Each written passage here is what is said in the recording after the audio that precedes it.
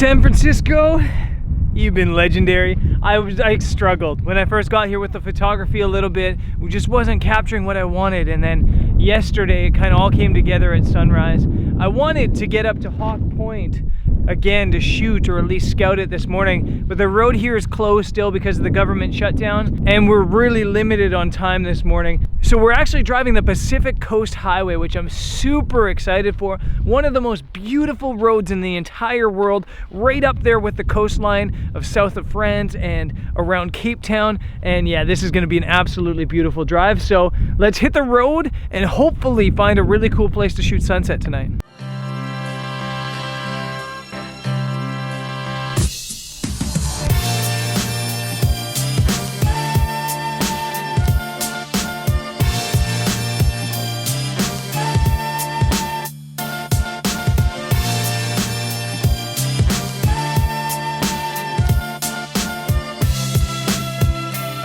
I can never get over how incredible this Pacific Coast Highway is. We left San Francisco and immediately you're left with views like this.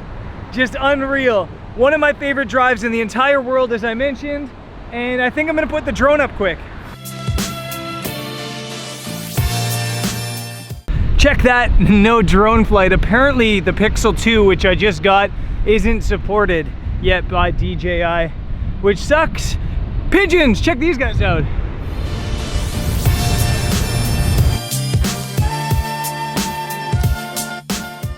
And by pigeons, I mean seagulls, obviously. It kind of sucks because this is like the most drone cool location ever. Jody has a phone as well, but she doesn't have the DJI app downloaded, so I think we're gonna try to do that at lunch. So maybe we'll fly this afternoon if we're somewhere we can legally fly. This place is just unreal, unbelievable on this beach. I think I could probably spend a month on this coast just driving down the Pacific Coast Highway from San Francisco to LA, shooting different locations every day. I mean, it's just stunning.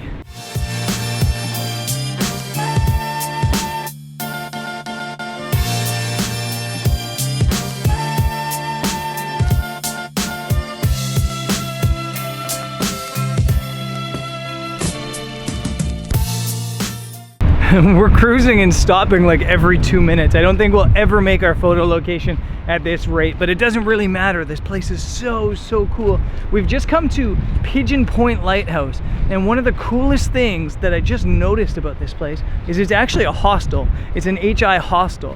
What a cool location for a hostel. Amazing spot. Also, shout out to DJI for not supporting the Pixel 2 because you stopped me from doing something illegal. There was just a sign here that said drones are prohibited in all the state parks. So that kind of stopped me from breaking the law. Thanks, DJI, for being way behind on things.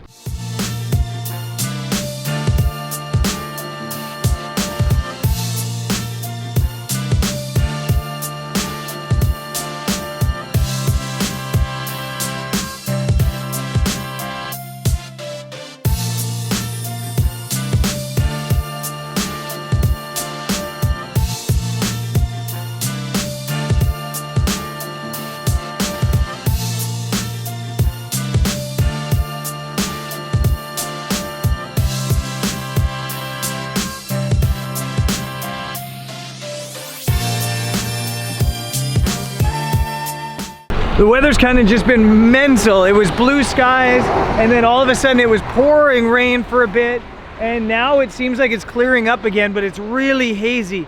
And right here, this stretch of the highway, we've just gone through Carmel town, is just ridiculous. You see all these exposed rocks, the waves hitting it. It's a bit hazy, but it's super dramatic. So Jody's sitting in the car trying to download the DJI app for me.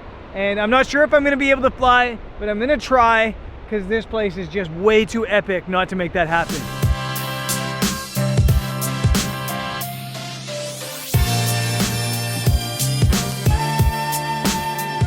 Still haven't been able to fly. We don't have data out here, so we can't download it.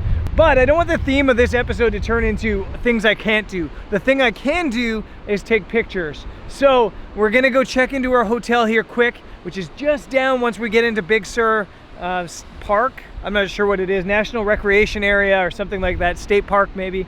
Once we get in there, we're gonna go find a location. I don't think finding a location is gonna be hard.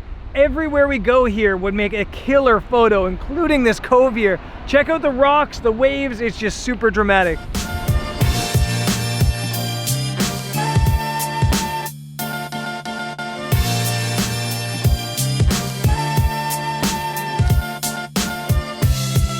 Rocky Point Bridge is this really iconic bridge here on the highway, and I really want to photograph it. When we were driving down that way, I saw a shot that would be a long lens shot with the bridge and all these rocks in the sea that I think would be phenomenal.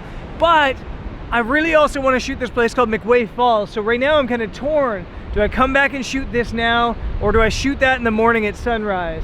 And I think that I'm going to come here tomorrow sunrise. I'm going to go to McWay Falls tonight.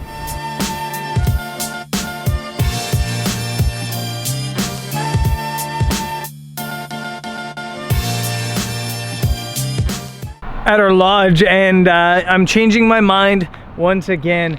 It looks like the weather's worse to the south, so I think I'm gonna go back to the bridge and shoot sunset. I feel like all episode, all I've been doing is over and over saying, this is what I'm gonna do, and then not doing that. We're gonna follow through, we're gonna go take some pictures now.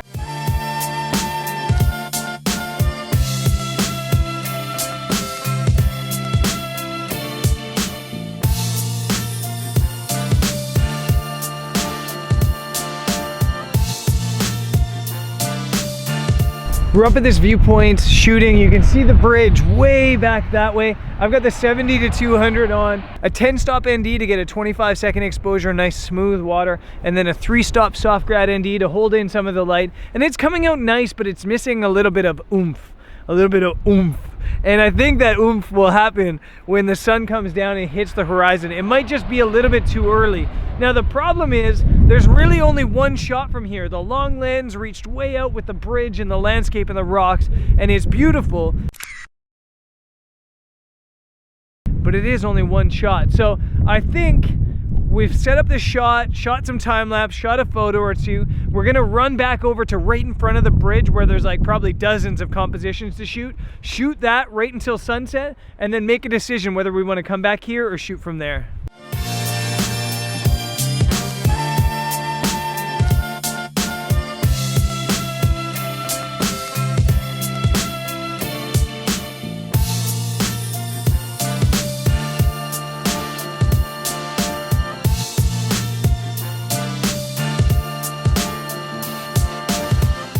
We're back at the bridge, you can see it behind me. I think in the wind, I kind of want to talk about something, and it's the decision making as a travel photographer. I think like fine art photographers, landscape photographers can really go out and focus on getting one single image. As travel photographers, you kind of have to make a business decision when you're out in the field. Get places that you can get multiple images. So that shot from way down there was cool, but it's a hard sell as a travel image. A good travel image has maybe a human element to it, like a beach or obviously a person or a bridge up close, and it makes you want to travel there, it makes you want to stand there. And then on top of that, when you're making your living from selling photos as a travel photographer, you need to be in a place that you can shoot 2 or 3 or 4 different compositions of completely different things to sell to various clients. So back there was cool.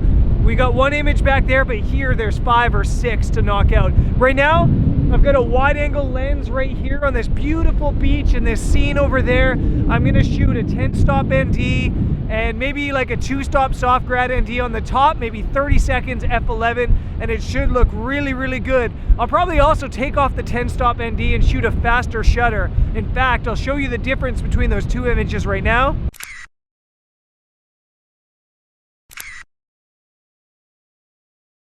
And then once I'm done that and the sun's right on the horizon, I'm gonna shoot the bridge. I just took a photo before talking to you guys with Jody on the bridge, heavily backlit, and I think it looks really cool. But I want to do another one when the sun's right on the horizon and get that sun star. So that's what's gonna happen. Now cue some B-roll.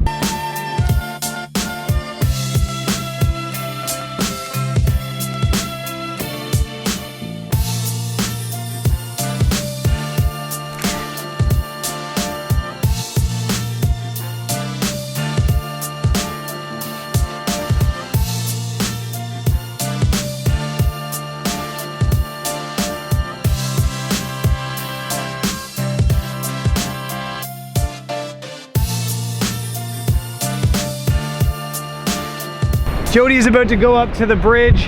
The sun's almost right on the horizon. I just realized how close I am to the edge. Yikes. Bridge in the foreground. I'm holding in as much light as I can using a 4-stop medium grad ND. I'm not using an ND. I don't really care about icing out the water. I think it looks better with these ripples. I think it looks way more dramatic. So yeah, gonna try to hit this when the sun hits like halfway down the horizon to get that sun star on the horizon, and hopefully it looks cool.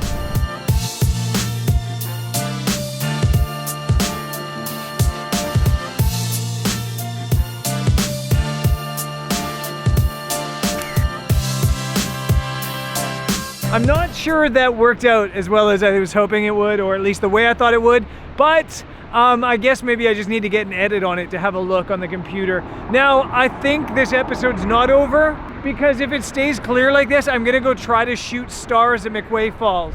So I guess hang tight.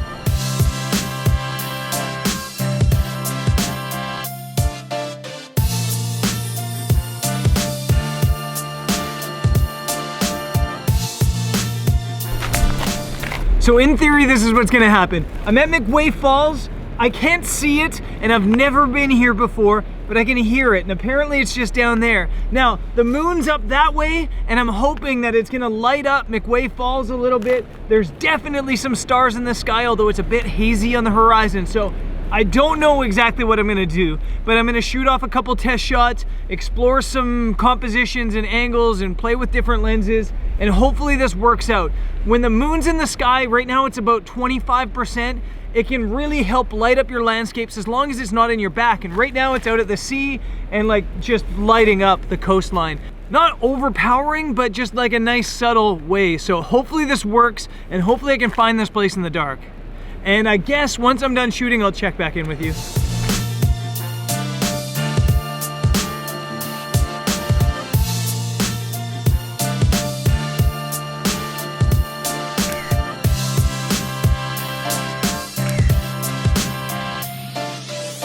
Okay, that's it. That was awesome. That was a whole lot of fun. I didn't do anything crazy with the photography. It was just really just 16 to 35 millimeters most of the time. F4, ISO 6400 for 30 seconds. I did one like 16-minute exposure, but nothing too crazy.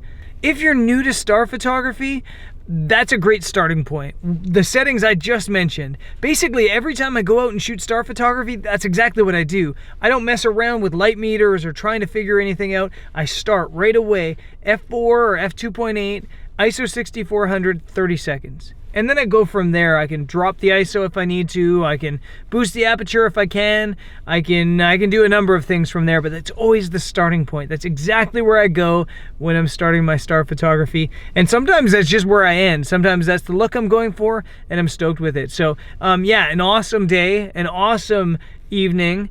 The day maybe had its glitches with all the drone issues, but nothing cures that like a cool sunset and some star photography at a place like this. So awesome day. And yeah, I guess that's it. Tomorrow we're off. Tomorrow we're heading down the coast more. There's a road blockage apparently ahead, but we'll find a way around it. Heading to Pismo Beach as an end destination, and I'm looking forward to it. Cannot wait to explore more of this coast in California. And I think I might come back here to this location for sunrise, weather permitting. I guess I'll see you guys tomorrow. Peace.